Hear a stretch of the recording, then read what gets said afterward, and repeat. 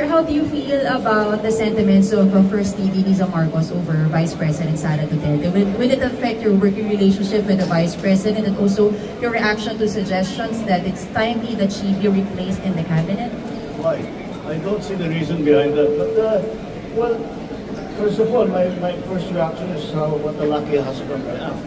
That I have a wife very protective sa akin dahil mas may nakita hindi maganda sinabi tungkol sa akin.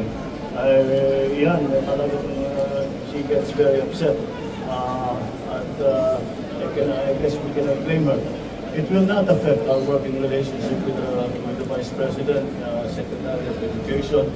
I think that she also, as a wife, understands how the First Lady feels when you have to sit there and listen to these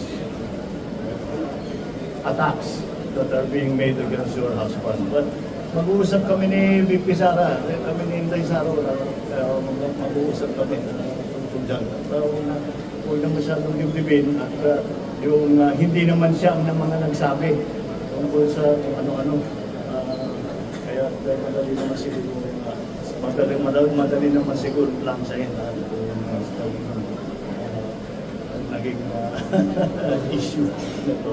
So sa meeting po natin, you will assure the Vice President that she will not be replaced as Deputy Secretary. She doesn't need my assurance. She will be replaced. Any of the cabinet secretaries will be replaced pag hindi nila ginagawa yung trabaho nila. All the other things are not part of the discussion.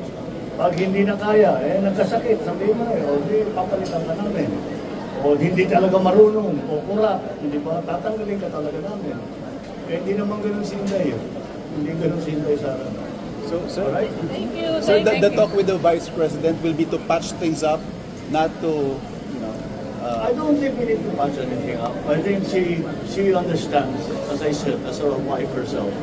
She understands the sentiments of the First Lady. And our conversation will be precisely that. I am sure you understand how she feels because alam niyo, ang First Lady hindi sanay sa politika yan eh. Kami manhid na kami dyan sa mga insulto, kung ano-ano, personal na insulto, ay policy, lahat. Manhid.